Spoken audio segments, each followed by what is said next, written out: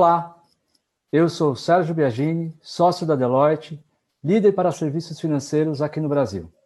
Eu tenho o prazer de moderar o painel Prontidão em Tempos de Disrupturas, que será dividido em 2 blocos. Nesse primeiro bloco, nós vamos falar de tecnologias disruptivas, as mudanças tecnológicas durante e pós-pandemia. Para participar aqui conosco desse painel, nós vamos ter bem em breve o Gustavo Fossi acessando e entrando junto com a gente no painel, neste bloco. E temos agora também com a gente já Marcelo Frontini, diretor de canais digitais e experiência do cliente do Banco Bradesco. Olá, Marcelo, tudo bem? Boa tarde, Sérgio. Boa tarde a todos que estão nos ouvindo. É um prazer estar aqui na 30ª edição do CIAB. Que loucura, como o tempo voa. Obrigado, Sérgio, pelo convite a todos os membros da CIAB. É um prazer estar contigo aqui, Frontini. Bom, para a gente dar início ao nosso painel, a gente vai trazer um resumo da pesquisa Febraban de tecnologia bancária. Hoje estamos publicando a versão completa da pesquisa, que está na sua 28ª edição. E a Deloitte tem tido a honra de conduzir esse projeto junto com a Febraban e os bancos nos últimos 5 anos. Pelo QR Code que está aí na tela de vocês, vocês conseguem ter acesso completo à pesquisa fazendo o download. A pesquisa desse ano conta com a participação de 22 bancos, que representa praticamente 90% dos ativos totais do nosso mercado. Além dos investimentos em tecnologia, a evolução nas transações, a evolução e avanço do relacionamento nos canais digitais, este ano a pesquisa traz uma seção específica que fala dos impactos do Covid-19 nas transações bancárias. E, além disso, traz também uma seção que fala sobre novas tecnologias e tendências que tem uma contribuição direta dos executivos dos bancos que foram participantes da pesquisa desse ano. Bom, vamos dar um substrato, então, e um resumo da pesquisa desse ano, nos seus melhores momentos, e daí a gente vai seguir para o debate junto com o Marcelo e junto com o Gustavo. Sem dúvida nenhuma, o grande destaque da pesquisa desse ano está em relação aos investimentos de tecnologia. O orçamento total de TI cresceu em 24%, com grande destaque para o aumento nos investimentos, que cresceram na ordem de 48%. Aí a gente tem a visão da distribuição desse investimento e desse crescimento entre hardware e software. Com certeza, um crescimento bastante substancial em relação aos outros anos. Um outro ponto de destaque também na pesquisa desse ano está nos treinamentos. Mais de 100 milhões de reais investidos em treinamentos de tecnologia, e não só para pessoas de tecnologia, também para pessoas de negócio. As pessoas de negócio aprendendo também TI. E um destaque também para o volume de horas na formação de times ágeis. A gente sabe hoje, o ágil é o grande método para dar mais flexibilidade e realmente agilidade na entrega dos novos produtos e serviços aos clientes, e aqui a gente vê um reflexo do quanto os bancos investem nesse tipo de treinamento. Um outro destaque também, olhando já nas transações, a gente vê o crescimento das transações totais em torno de 11%. Chegando a quase 90 bilhões de transações totais. Esses 11% é mais ou menos a média de cada ano. A gente tem 2 destaques aqui para dar. Primeiro, a parte de POS, que aumentou quase 3 bilhões de transações, chegando a 13 bi de transação. E os canais digitais, que atingiram um total de 63%, somando o mobile banking, mas o internet banking, que representam 63% das transações, o mobile com um grande crescimento aí na ordem de 6 bilhões de transações. Quando a gente faz um drill down e olha diretamente os canais digitais e olha o mobile banking, o internet banking, o mobile banking na transação total cresceu com movimentação financeira e sem movimentação financeira. Cresceu 19%, comparando com 11% ali do total. E no caso de transações financeiras, o mobile banking cresceu 41%. Quando nós olhamos o internet banking teve um decréscimo no volume de transações totais de 7% e um decréscimo também nas movimentações de transações financeiras. Então aqui, quando a gente olha as transações, o grande destaque para o mobile banking.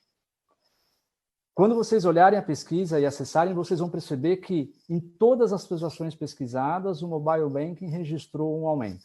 E aqui a gente traz um set e um resumo dos principais destaques desse ano.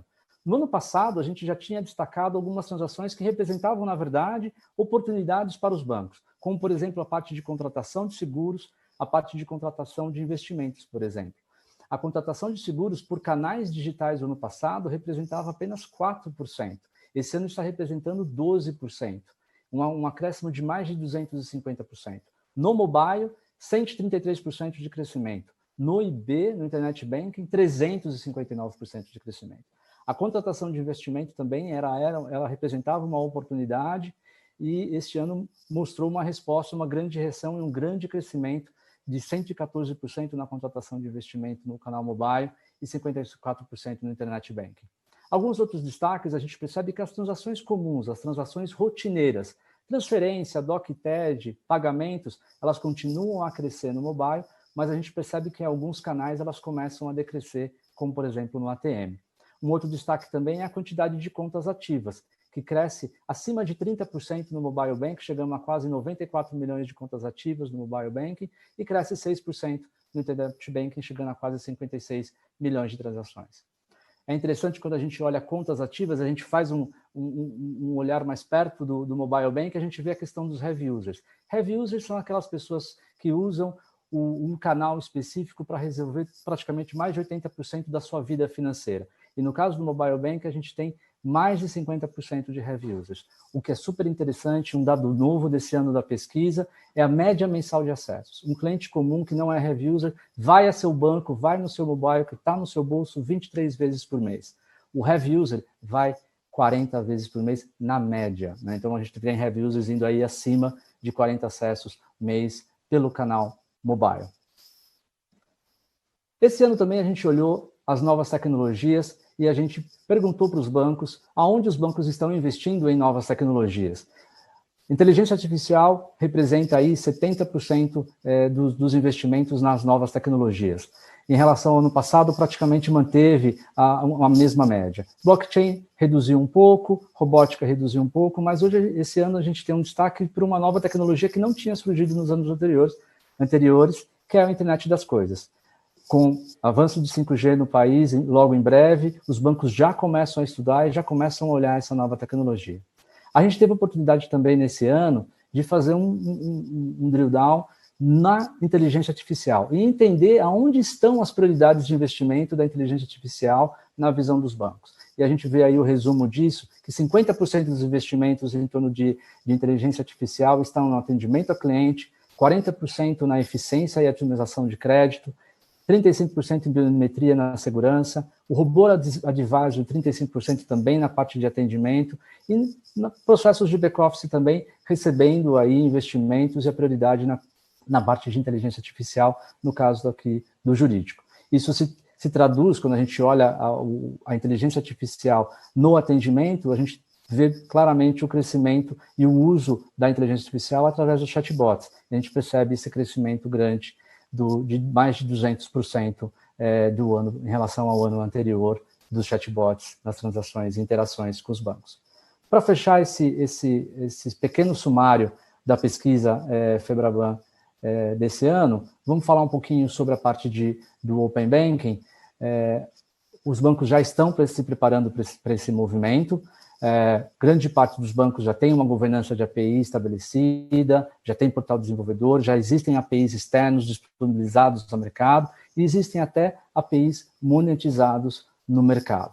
Então, a gente já percebe que nesse movimento os bancos já estão se preparando, até a questão de distribuição de produtos, tanto dos bancos em portais de parceiros, quanto de parceiros nos portais dos bancos, a gente já percebe aí que existe um movimento em relação a essa parte de ecossistemas. E na parte de inovação, também tem uma seção específica lá na pesquisa, falando sobre a inovação, os programas de inovação, e a gente percebe que a inovação e a colaboração com fintechs, startups, Big Techs, ela acontece nas instituições financeiras, olhando não só as demandas internas do banco, mas também olhando as demandas e os projetos, as iniciativas, olhando o atendimento a cliente. Bom, era isso que a gente queria compartilhar com vocês. Novamente, deem o download da pesquisa e vocês vão ter acesso ao conteúdo completo dela. para começar a nossa discussão, eu queria só verificar se o Gustavo já conseguiu ter o acesso.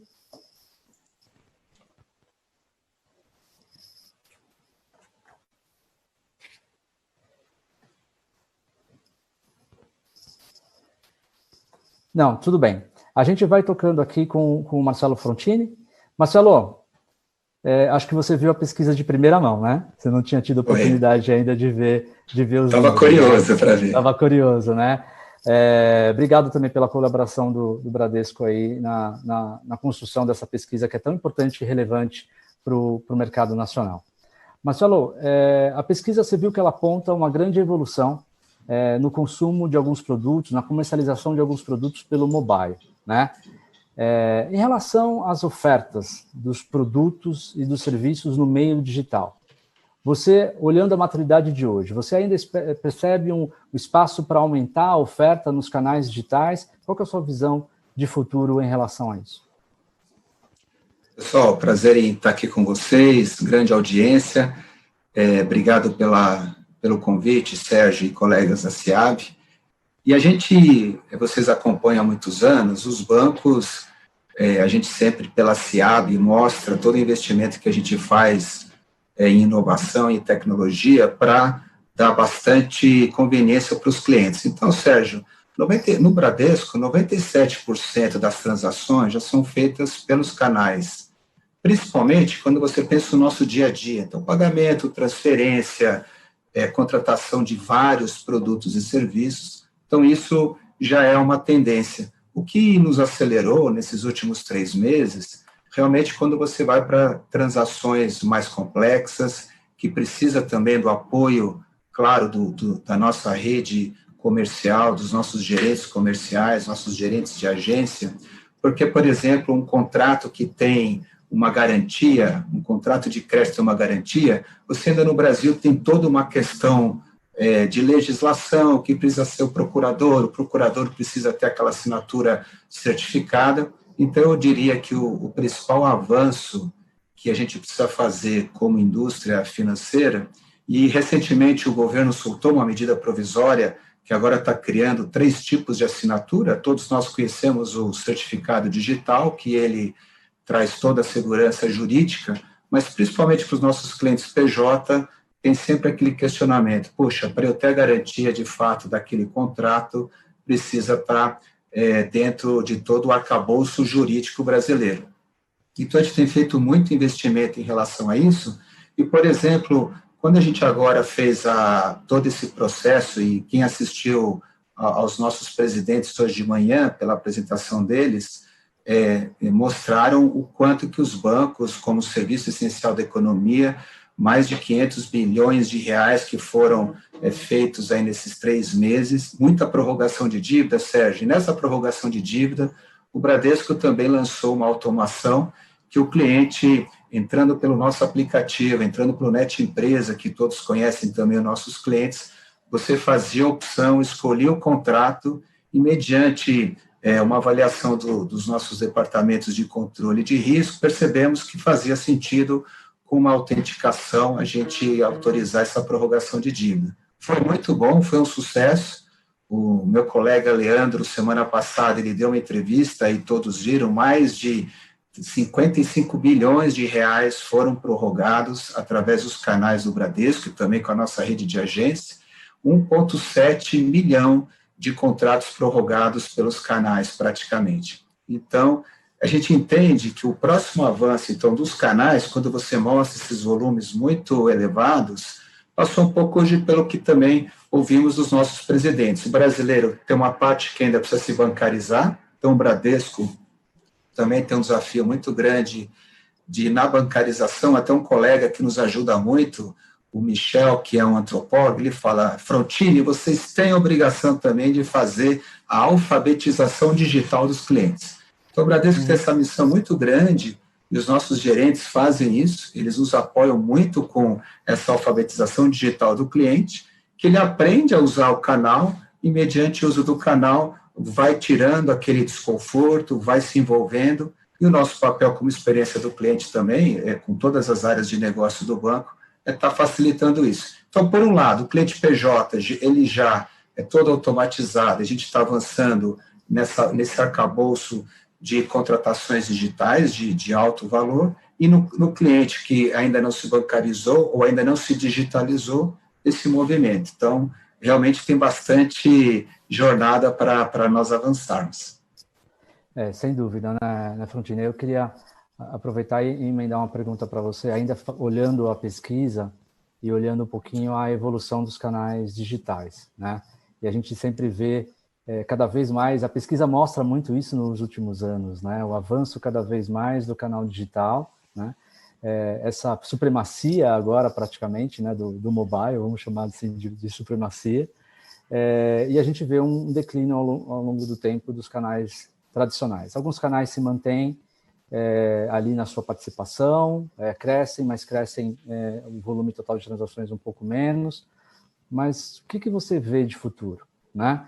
Essa supremacia do canal digital, essa supremacia do mobile, até onde? Tem um limite para isso? Até onde vai isso, né, na sua visão?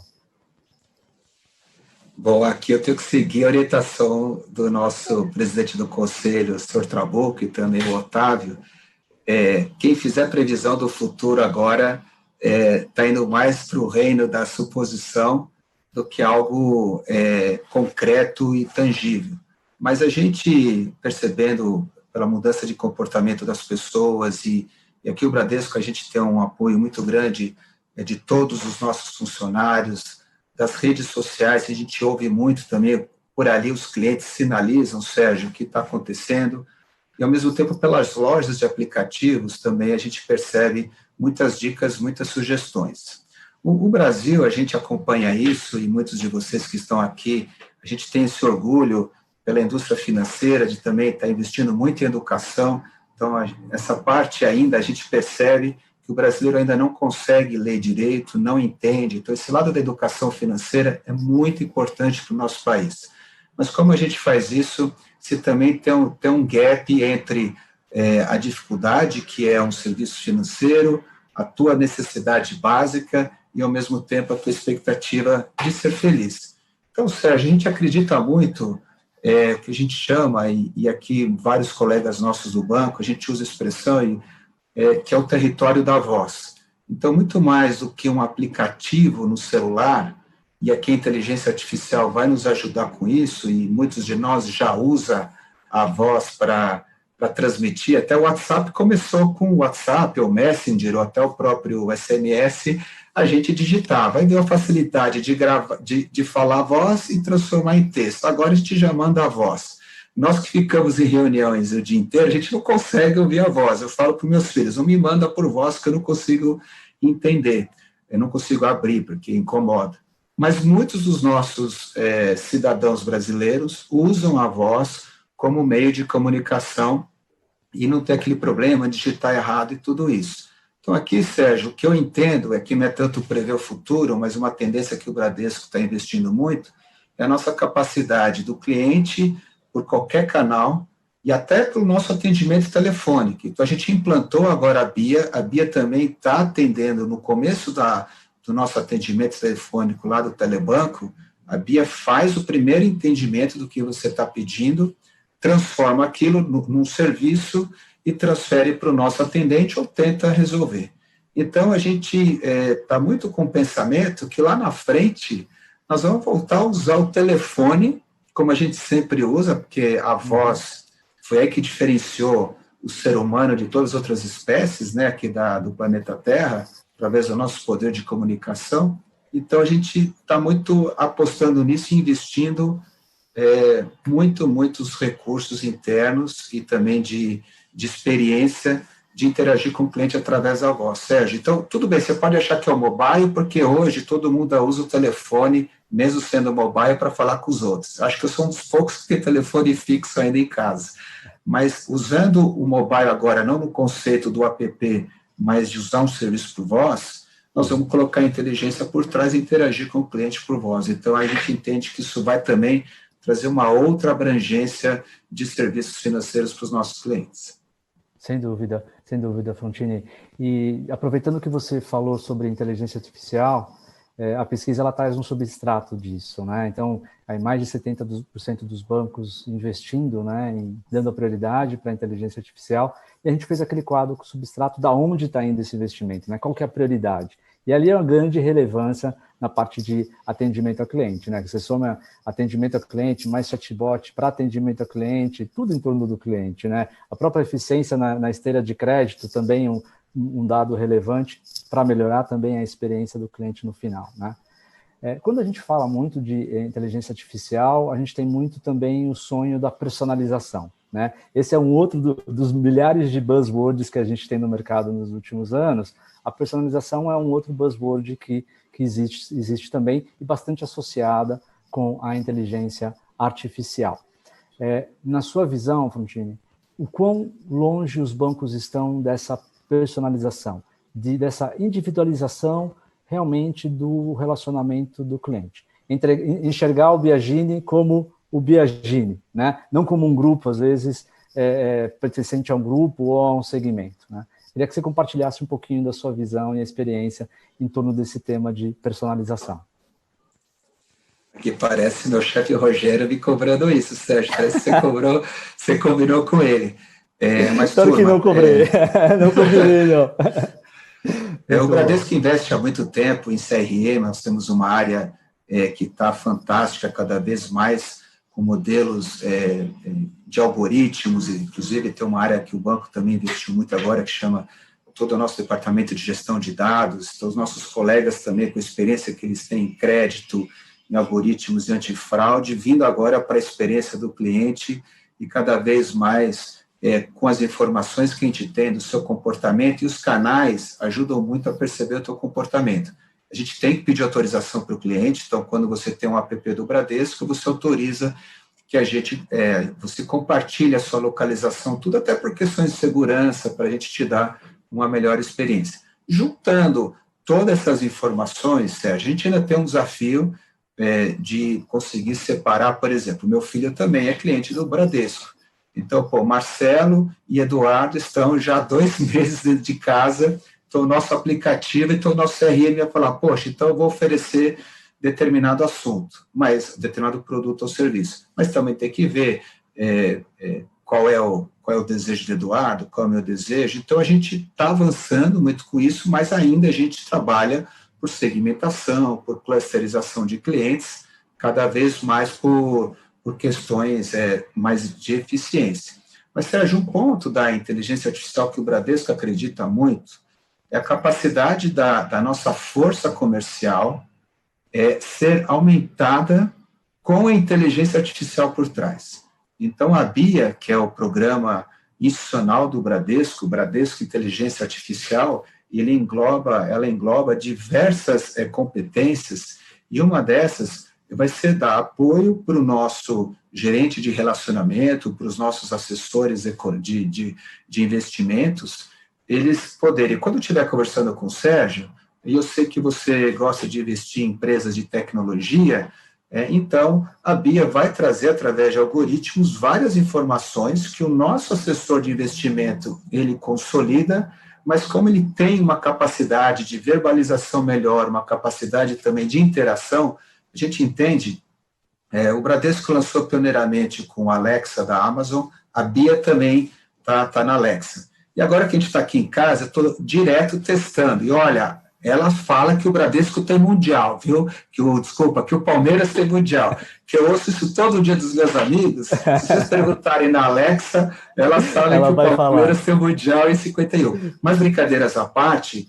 mesmo essas grandes tecnologias mundiais que estão investindo muito, a minha filha brinca, pai, ela não me entende. Claro, nós estamos ainda nos primeiros passos de tudo que uma relação humana exige. Então, o Bradesco está apostando, Sérgio, que a inteligência artificial do programa é muito complexo, que o Bradesco tem complexo no sentido de várias áreas que estão colaborando, a gente dá um reforço, mas ainda a palavra final, a interação final, a gente entende muito relevante ser dos nossos gerentes. Por outro lado, aquela parte transacional, muito simples, de pagamento, transferência, isso sim tem que ser resolvido pelos canais. Então, por exemplo, alguns de nós, agora no dia 30 de junho, tem que pagar o imposto de renda.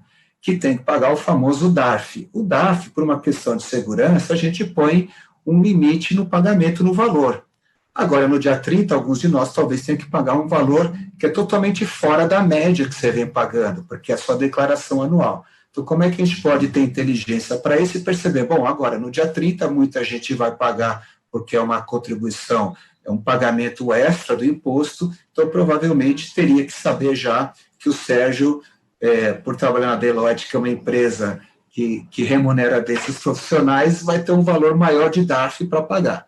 Então, eu concordo com você que aí sim a gente pode avançar muito de saber que o Sérgio tem que ter um limite para pagamento de DARF diferente do meu filho Eduardo, que é um universitário. Então, isso sim eu entendo que a gente pode ajudar muitos clientes e poupar a nossa rede comercial de ter que ficar fazendo esses ajustes nos sistemas quando você não consegue fazer um pagamento. E esse tipo também de ação, né, Frontini, ele até melhora a experiência como um todo, né? Ele dá uma experiência ainda melhor para o usuário final, né? Todo ano a gente, como você, acho que o exemplo do DARF que você deu é fantástico, né? Todo ano alguns de nós pagam o imposto, né? Então a gente não precisa receber a oferta adiante, né? Antecipe aqui a sua restituição. Poxa, eu sou um pagador de imposto. E realmente é a inteligência em relação ao dado que é chave para conseguir ter esse tipo de ação em relação aos nossos clientes, né? E a gente vê bastante que todos os bancos estão nesse sentido, e o Bradesco também. Você tocou num ponto aí da Alexa, e a gente traz eu comentei na pesquisa da Febraban, eu vou fazer aqui, tomar a liberdade de fazer uma nova pergunta para você sobre o IoT, né? Era um item que nunca tinha aparecido como novas tecnologias que os bancos estavam investindo. O IoT agora apareceu, né? E a gente pensa, às vezes, IoT, a gente associa muito ainda o IoT à manufatura, por exemplo, não associa o IoT ao universo bancário. Eu queria que, rapidamente, você comentasse um pouquinho a sua visão de como que o IoT pode ser aplicado à indústria financeira, quais são essas potenciais aplicações para a indústria, já que apareceu como um novo investimento aí por parte dos bancos pela pesquisa. Sérgio, obrigado por essa pergunta. Até nós vamos ter outros painéis, a gente convida todo mundo que puder assistir. Então, vários colegas, tanto do Bradesco quanto de outros bancos, vai ter um tema também mais até dedicado. Então, eu pegando o IoT, levando para a experiência do cliente, para os canais, Sérgio, porque de fato é uma tecnologia também, não é uma tecnologia, mas todo um conceito que o Bradesco sempre acreditou em 3 movimentos bem relevantes que vão fazer diferença para serviços financeiros. Toda essa questão do Big Data, dos algoritmos e dessa abundância de dados. Então, todo mundo fala que o dado é o petróleo do século XXI, no conceito que o petróleo gerou muita riqueza no passado, agora tem todo um questionamento da indústria fóssil, tudo, mas vamos nos ater só nesse conceito econômico. Então, o dado realmente ele vai ter para a indústria financeira é um asset muito relevante para a gente. A questão da computação em nuvem, que estão trazendo para a gente uma capacidade muito maior de processamento, então, nossos colegas que lidam com dados no Bradesco, que o digam isso, e o nosso pessoal de infraestrutura disponibilizando esse potencial de processamento a um custo bem mais acessível. E o terceiro ponto é você integrando isso através da experiência do cliente. Então, a gente acredita que o IoT, estando com esse tripé que a gente está apostando muito, a gente tem, por exemplo, numa máquina de autoatendimento, nos nossos BDNs, nos nossos caixas onde você saca dinheiro do autoatendimento, ali tem vários sensores que nos ajudam a perceber se o dinheiro se está precisando sacar mais ou menos determinada nota. Então, a gente tem lá um sisteminha que, à medida que você vai sacando, a gente fica oferecendo quantidade de notas diferentes. O cliente Bradesco sempre pode optar entre 4 perfis de sacar dinheiro, né? Desculpa, com o mix das notas. À medida que os sensores vão percebendo, poxa, hoje está saindo muita nota de 20, então ele começa já a propor para o cliente, olha, leve mais nota de 100 para não faltar para o próximo cliente também a nota de 20. Então, aqui já tem um investimento muito grande. E claro que o celular, por tudo que o celular tem de aplicativos, de sensores, tem uma questão da privacidade, que todos nós temos que nos preocupar, e a LGPD está aqui para isso, e o Bradesco está investindo muito também. O cliente vai dizer exatamente o que vai autorizar ou não para poder compartilhar informação conosco, mas à medida que ele compartilha, mais nós poderemos, certo, Sérgio, contribuir e melhorar a tua experiência. Então, a gente sempre tenta falar para o cliente, olha, me dê a oportunidade de ter acesso a essa sua informação, que eu também quero te dar um melhor serviço e uma melhor experiência nessa jornada. Então, na nossa área de canais digitais, a gente entende que o celular, como você comentou na pergunta, nas 2 perguntas anteriores, de fato, ele nos trouxe essa capacidade de poder conhecer melhor o cliente. Agora, a gente sempre fala, pessoal, a gente deixa a chave da nossa casa no nosso bolso ou com pessoas de muita confiança.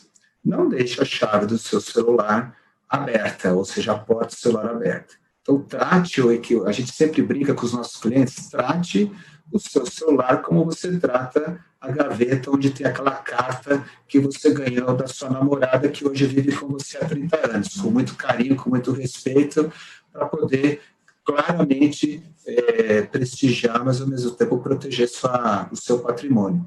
Então, isso a gente tem tido também como experiência do cliente, um debate, Sérgio, que o IoT também nos ajuda a fazer prevenção à fraude, principalmente prevenção que cada vez mais o crime está cibernético e menos físico. Então, isso também nos canais digitais é uma dedicação que todos nós temos. Sem dúvida, sem dúvida. Acho que é uma fronteira nova, ainda sendo explorada de uma forma bastante intensa, né, Frontini? E que, com certeza, ao final dela, o que a gente quer é entregar ainda melhor experiência para o cliente e com mais segurança ainda para o nosso cliente final. O nosso tempo, infelizmente, o bate-papo está bom, né? Mas o nosso tempo, infelizmente, deu, já demos os nossos 30 minutos aqui. Marcelo, eu queria te agradecer pela bondade de estar com a gente nesse painel para discutir um pouco sobre tecnologias disruptivas, as novas tecnologias, falar e debater um pouco os resultados da pesquisa Febraban, que está sendo publicada hoje oficialmente. Obrigado aí pela sua participação, viu, Frontini? Obrigado, Sérgio. Obrigado a todos. Obrigado pela audiência. Continue conosco aqui na SIAB. É o orgulho que nós temos. Hoje vocês ouviram o Otávio, nosso presidente, comentando isso. Banco não é aquele cara de cartola com charuto, que o Otávio até usou essa expressão, mas a gente está aqui justamente para fazer a economia se desenvolver, crescer e dar muitos serviços e apoio aos nossos clientes para a gente sempre arrumar para aquele seu maior desejo, que é ser feliz. E a gente realmente está aqui para isso. Muito obrigado aí pela oportunidade de compartilhar com vocês. Obrigado, viu, Sérgio? Obrigado aos colegas da SIAB. Excelente. Bom, pessoal, a gente agora encerra o primeiro bloco do painel Prontidão em Tempos de Disruptura. Daqui 6 minutinhos a gente vai ter o bloco 2, que a gente vai continuar com a discussão com os outros executivos do banco. Até daqui a pouquinho.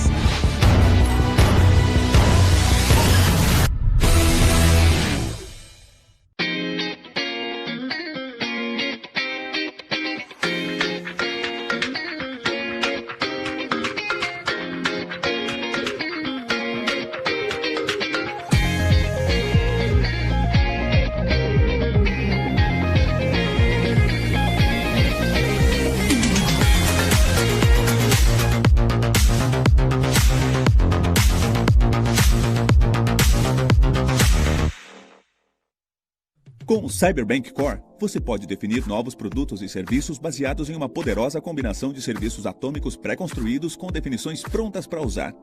E para os bancos que querem criar um ecossistema digital e construir uma experiência excepcional para seus clientes, oferecemos o Cyberbank Digital. O Framework CX ajuda você a construir uma experiência responsiva em aplicativos móveis e entregar um banco conversacional. Você está pronto para se diferenciar com o Cyberbank? É hora de conversar com a Technisys.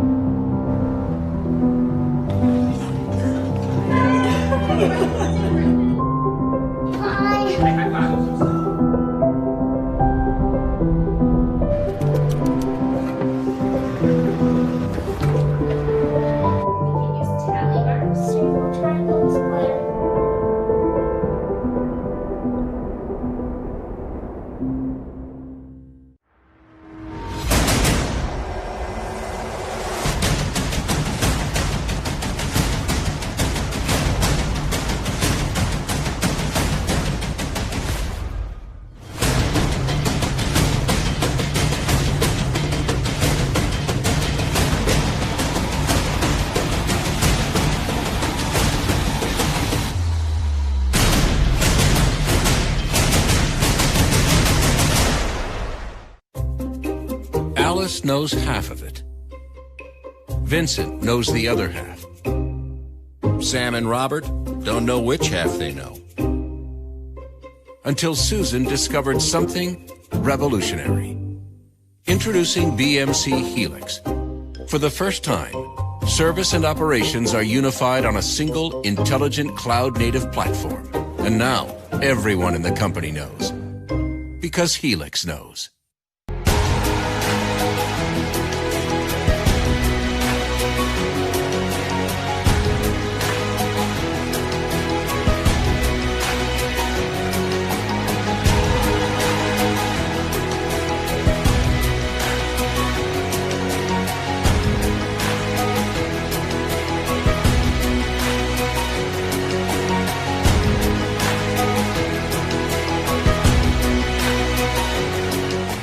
Esse é o Tiago.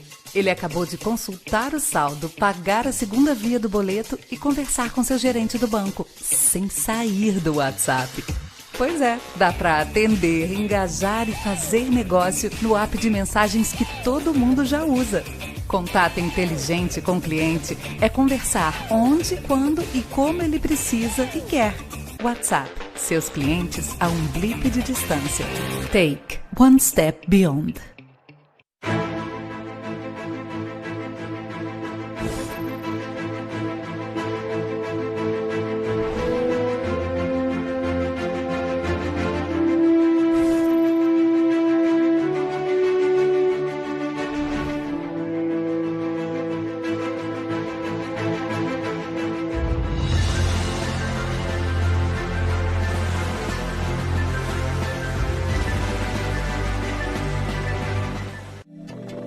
O dinheiro precisa estar conectado. Precisa de conexões entre mercados, entre bancos e negócios, consumidores, empresas, em um ciclo contínuo. A solidez e a segurança dessas conexões definem o nosso mundo.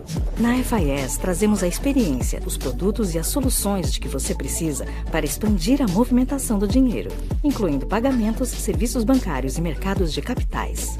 FIS, avançando a forma que o mundo realiza pagamentos, transações bancárias e investimentos. Olá, meu nome é Fábio Costa, eu sou o General Manager da Salesforce. Espero que todos estejam bem. A Salesforce tem ajudado várias organizações a passar por este momento e também a se preparar para o retorno com segurança às atividades normais. Toda instituição, nesse momento, deve estar digitalmente conectada ao seu cliente. E é exatamente isso que a nossa plataforma tem feito. Vamos trilhar esse caminho juntos. Um grande abraço, cuidem-se e um excelente evento.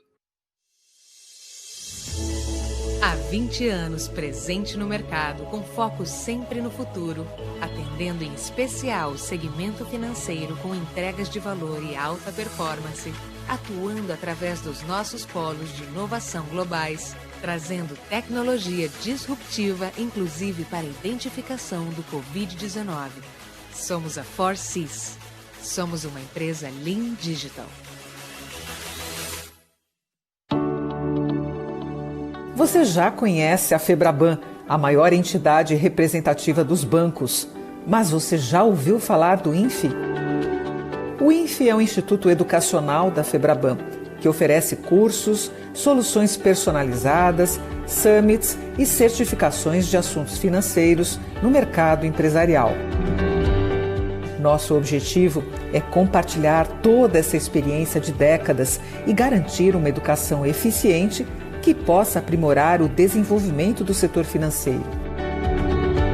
Por isso, contamos com um time de profissionais reconhecidos pelo mercado.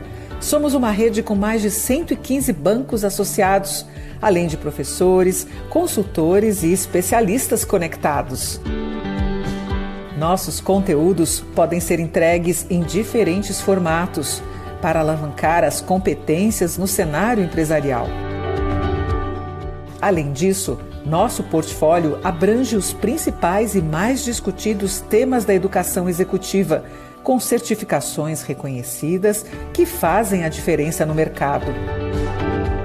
Já são mais de 200 mil profissionais impactados pelo nosso ensino e queremos deixar essa corrente ainda maior, porque uma educação de qualidade é a chave para transformar o mundo. Saiba mais sobre o INFE através do site e das redes sociais. Entre em contato com a nossa equipe.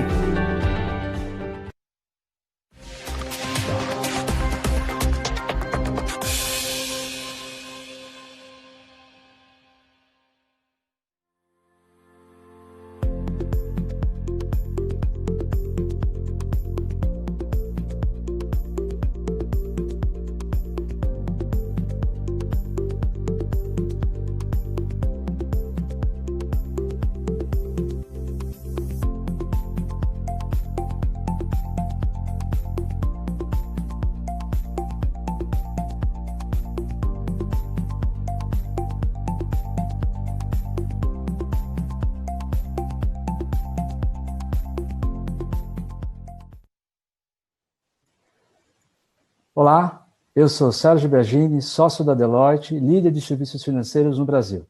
Eu tenho o prazer de moderar o painel Prontidão em Tempos de Disrupturas. Agora a gente está no bloco 2 desse painel para falarmos dos impactos da pandemia, o que muda no dia a dia dos bancos e a nova forma de trabalho.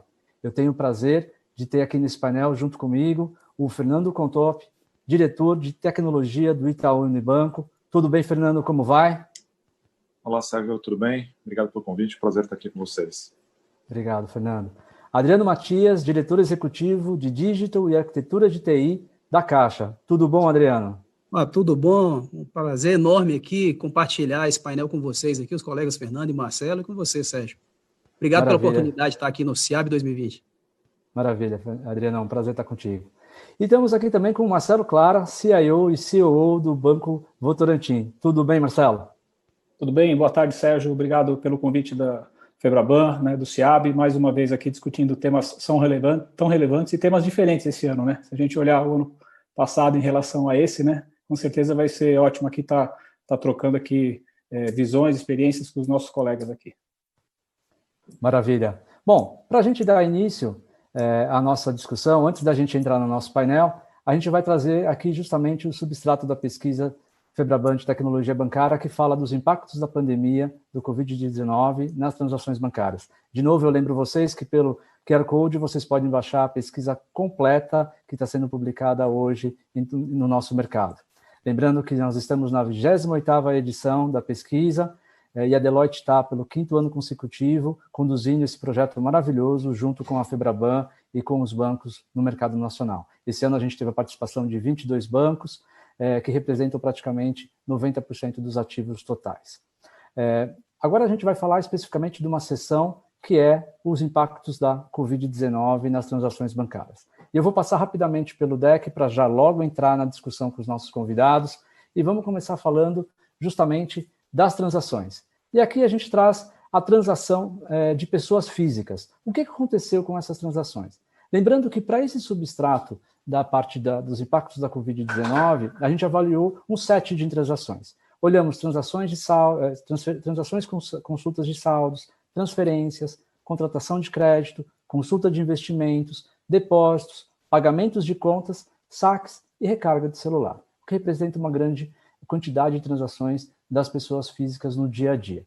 e a gente fez uma visão do avanço mensal dessas transações até chegar lá no mês de abril. Então, a gente percebe que no mês de abril, as transações nas pessoas físicas aumentaram, né? Foram de 3 bilhões para 3,16, praticamente 100 milhões de acréscimo no volume total de transações, com um incremento substancial no canal mobile, que teve um incremento de 22%.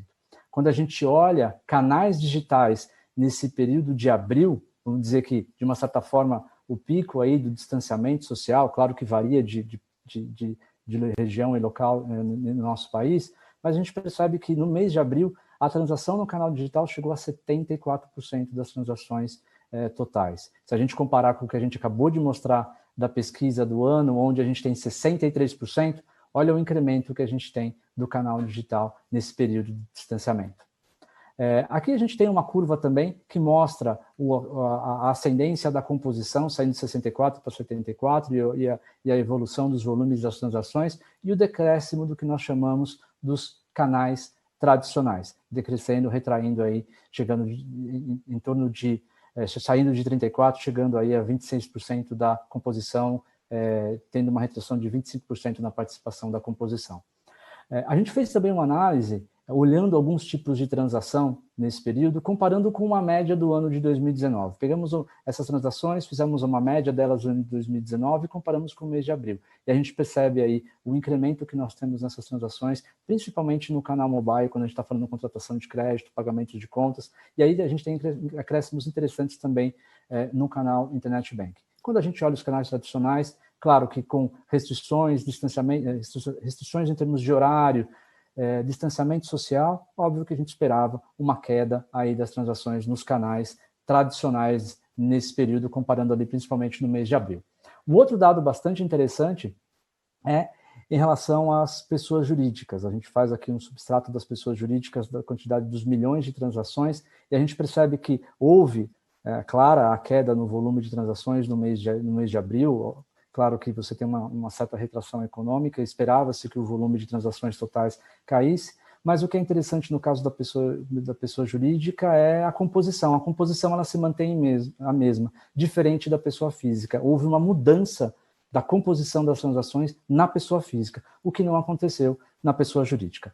Por fim, para a gente falar um pouquinho ainda dessa análise, a gente mostra aqui para vocês também as interações pelos diversos canais. O pico que nós tivemos do aumento de transações por diversos canais que os bancos disponibilizam aos seus clientes, como, por exemplo, web chats, chatbots e call centers, que mostra que esses investimentos que os bancos fizeram ao longo do tempo foram provados agora, né? Levaram essa resiliência que os bancos tiveram no período de pico de distanciamento social, e os canais que foram disponibilizados aos clientes foram efetivamente, de uma forma bastante intensa, utilizados nesse momento de crise, né?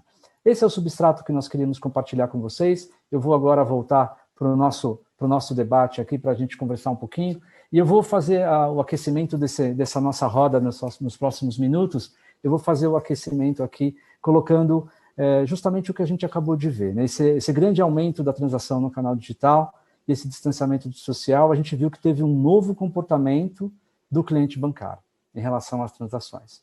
Eu queria que vocês, cada um de vocês, provesse para nós, 2 minutos cada um, a visão de vocês em relação ao pós-crise. Quando tudo isso passar, esse comportamento vai mudar? Essa diferença que a gente viu entre a pesquisa, né, num ano normal e o que a gente está vendo agora nesse pico de abril, aí 74% no dígito, como que vai ficar esse cenário no pós-crise? Quem quer pegar a bola? Quer pegar você, Marcelo?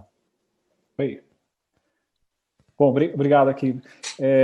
Assim, sem dúvida, a gente viu durante esse período um crescimento significativo no uso dos nossos canais eletrônicos, né, em todos, né, tanto central de atendimento, né, como o próprio site, né, uso do mobile, né, isso muito por conta da crise, né, da crise econômica que a crise de saúde gerou, né. Então os clientes preocupados em saber como é que eles iam tocar o seu dia a dia. A gente no Banco BV, como as demais instituições, também tivemos iniciativas com o objetivo de permitir ao cliente que prorrogasse, né, o pagamento de seus contratos, né, dando prazo, né, para ele postergar suas parcelas, né? Isso gerou muita dúvida do mercado em relação ao que aconteceria com seus contratos, com seus serviços, né? Então, sim, de fato, a gente viu um crescimento aí substantivo nos usos dos canais, né? O interessante é que a maior parte dessa interação vem migrando, como você mostrou nas pesquisas anteriores, né, para o uso dos canais mais digitais, né? Cada vez menos o cliente saindo do canal mais tradicional da central de atendimento e indo para o canal digital, né, para o canal mobile,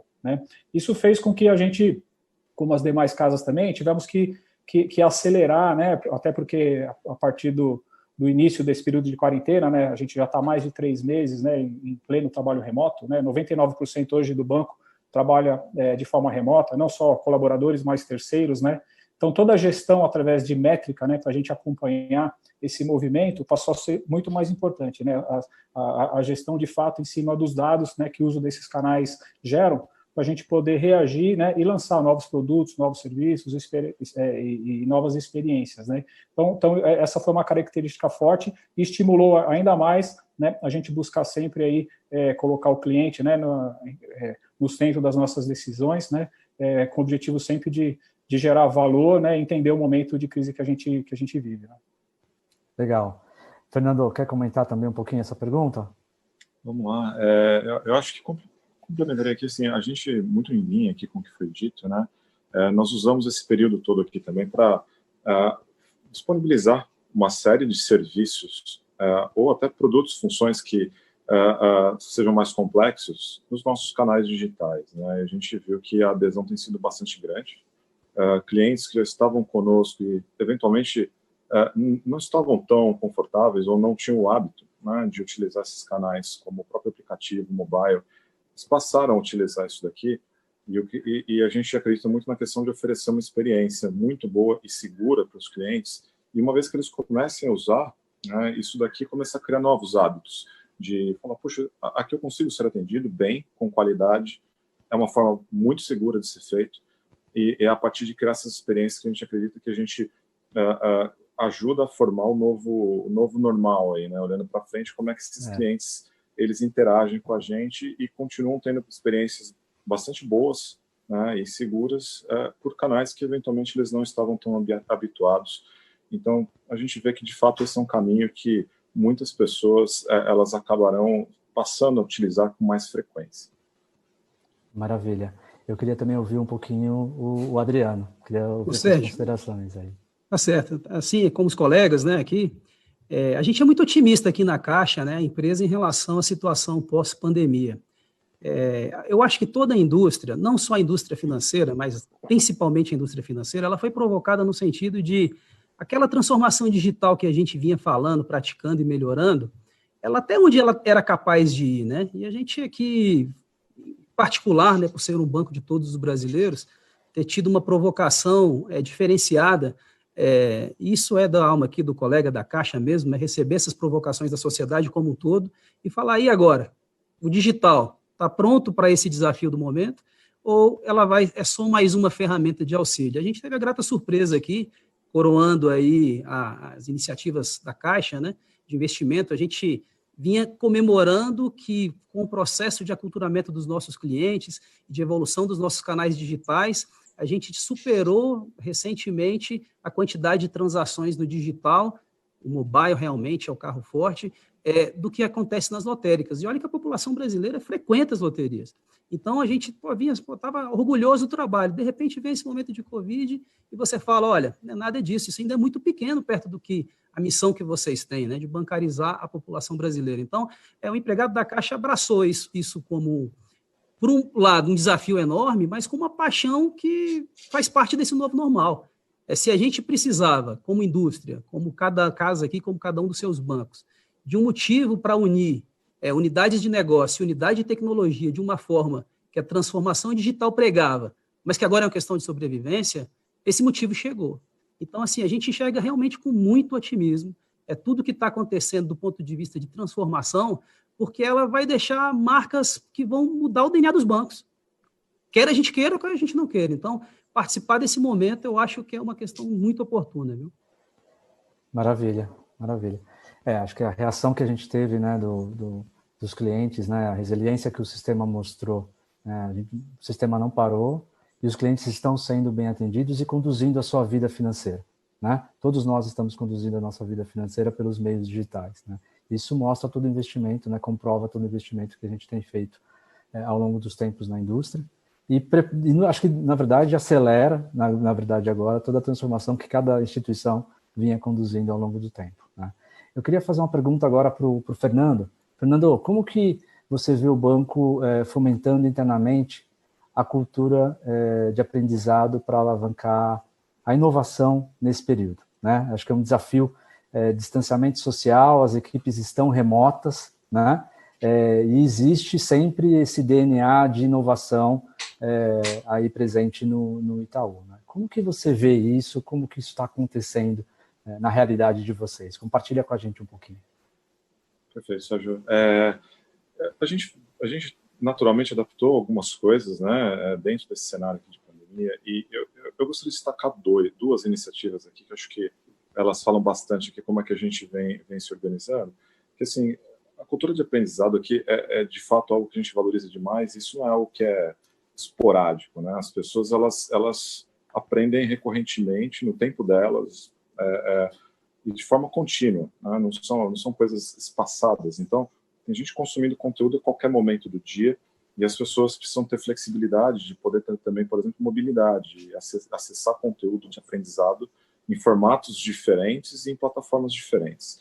Então, a gente acabou fazendo aqui, acho que duas coisas que eu destaco. Uma delas é a gente, durante esse período aqui, né, de todo mundo remoto, nós aumentamos bastante o número, por exemplo, de lives, como essa aqui que a gente está fazendo, para compartilhar conhecimento, né? Então, seja com especialistas do próprio banco, né, fazendo lives, compartilhando conhecimento, ou especialistas, eventualmente pessoas de fora, né, especialistas de alguns temas que a gente convida e participam, fazem lives ali com os nossos times.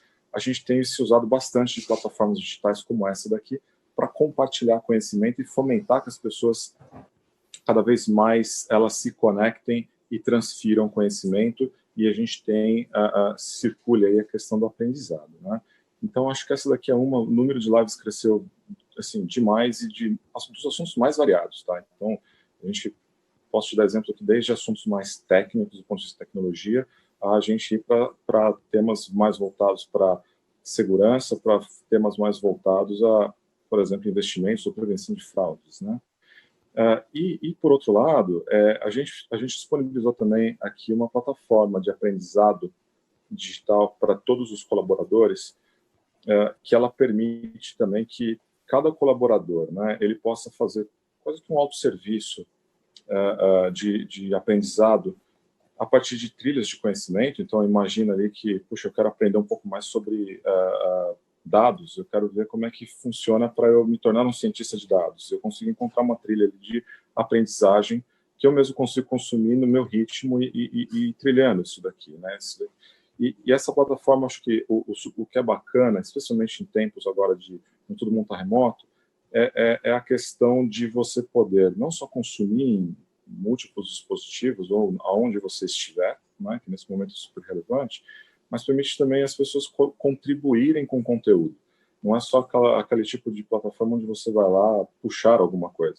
Então, todos os colaboradores acabaram justamente nessa linha de criar uma cultura, né, de aprendizado. Isso envolve não só você consumir, mas você contribuir também. E as pessoas conseguem compartilhar. Então, seja algum artigo que você leu, algum vídeo que você viu, ou um curso que você viu online, as pessoas conseguem contribuir e compartilhar, né? E todo mundo, ao entrar, você vê uma linha de um feed de notícias ali, baseado nos seus interesses, né? A plataforma ela entende mais ou menos o que você vem consumindo, o que você vem postando, e ela te apresenta um conteúdo personalizado. Então, acho que essas duas são as grandes iniciativas que eu destacaria aqui. Um aumento significativo das lives, a nossa plataforma de trabalho aqui colaborativo, nesse período ela apresentou um crescimento da ordem de 1.200%, tá, durante esse período aqui de crise, e essa plataforma de fato de aprendizagem que permite não só o consumo, mas as pessoas, de novo, um ajudar o outro a falar, olha só, eu vi um tema aqui legal, eu aprendi alguma coisa, deixa eu compartilhar com o colega aqui, eu consigo tornar isso aqui disponível para todos. Legal, muito bom, Fernando. Eu queria também passar a bola um pouquinho agora para o Marcelo Clara, eu queria que o Marcelo Clara falasse um pouquinho também sobre essa questão da adoção do trabalho remoto, né, que é sempre um desafio, né? E eu queria que você comentasse um pouco sobre a questão do perfil do profissional de tecnologia, né? Se teve alguma mudança no perfil, ou se algum perfil ficou evidente, de repente, que algum perfil é escasso e é necessário investir mais, de repente, e isso, de repente, ficou latente agora nesse momento de crise.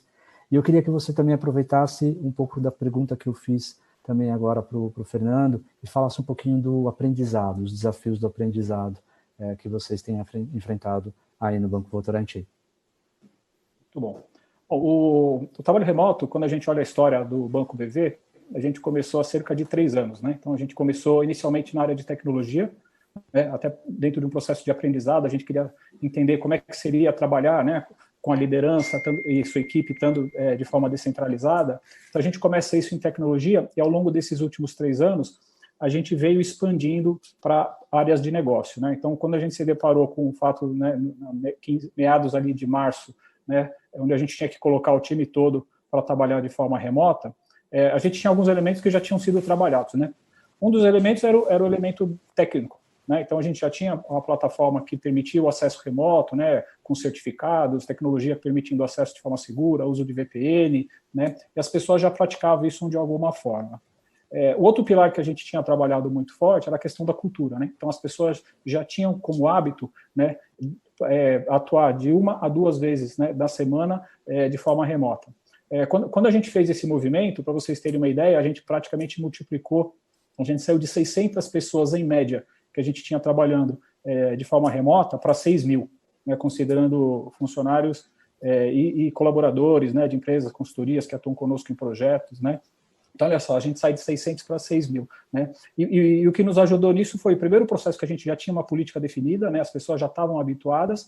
Agora, óbvio que veio o desafio da gente escalar, né? Praticamente 1 semana e meia a gente colocou todo esse time, né, de 6 mil pessoas trabalhando remoto, né? E a gente se desafiou não só na velocidade, mas colocando áreas que no modelo tradicional nunca tinham trabalhado na forma remota em sua plenitude, né? Então, colocar uma mesa de operações, uma tesouraria, né, áreas que tradicionalmente trabalhavam até com uma infraestrutura muito mais robusta, né, a gente teve que trabalhar para fazer essa adequação, né? Então, teve um elemento cultural, elemento técnico, né, e sem dúvida a gente teve que correr nessa 1 semana e meia, mas os elementos básicos ali, né, eles já estavam dispostos, né?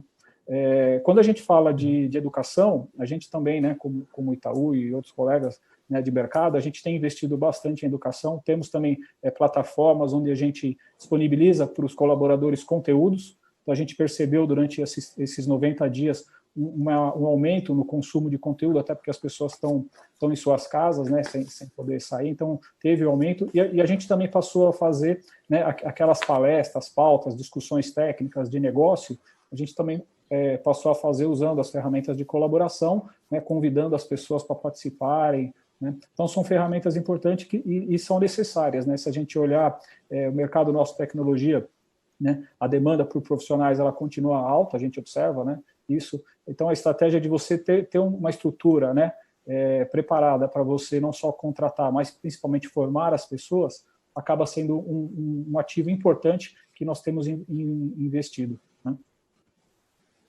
Legal, muito, muito bom. Agora eu quero levar uma pergunta também aqui para o nosso amigo Adriano, para a gente falar um pouquinho sobre o dia a dia, né?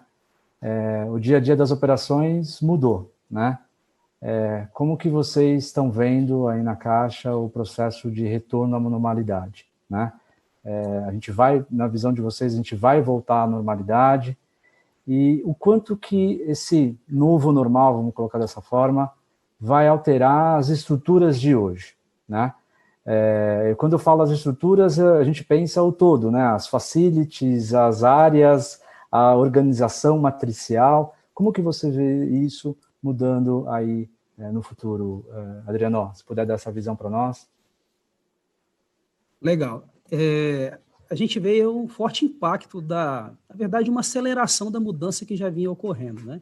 Então, compartilhando um pouco a nossa experiência aqui, nós vimos nos últimos meses aqui, antes do processo da pandemia, acelerando uma mudança de forma de trabalho, com um ambiente mais colaborativo, assim, escalando ágil, né, para um ritmo que a empresa precisa, que a transformação dos nossos negócios já requeria. E fizemos todo um planejamento, né, espaços, métodos de trabalho, ferramentas, graças a Deus estávamos nesse processo, porque a forma como fomos provocados, boa parte da capacidade de reação teve a ver com essa fase de preparação, mas o ritmo acelerou muito. E aquilo que a gente achava que era a forma que provavelmente se estabeleceria para os próximos 1 ano, 2 anos, 3 anos, a gente já viu que mudou tudo. Tanto dos aspectos mais simples, como o espaço, a gente vinha preparando para uma forma e chegou à conclusão, calma aí, a ideia era boa, só que era muito melhor do que a gente imaginava. O que aconteceu durante esse período de tratamento da pandemia, né, dos efeitos da pandemia, eu acho que tirou um pouco todos os executivos, os gestores do sistema financeiro, um pouco do seu conforto. A gente trabalha com risco, né? E a gente quer fazer inovação, quer fazer tecnologia, quer melhorar a experiência do cliente, mas a gente é instituição financeira. A gente quer fazer isso com segurança. Então, aquela dicotomia do ousar, empreender, inovar e controlar, na cabeça de um executivo do banco, você está o tempo todo trabalhando com essas duas equações. A gente trouxe nesse momento agora de tratamento da pandemia, a gente teve que ser ousado. E a ousadia do sistema, e a Caixa é um exemplo, eu queria compartilhar alguns números com vocês, assim como os demais colegas compartilharam aqui. Em uma semana a gente teve que colocar mais de 50 mil pessoas para trabalhar remotamente.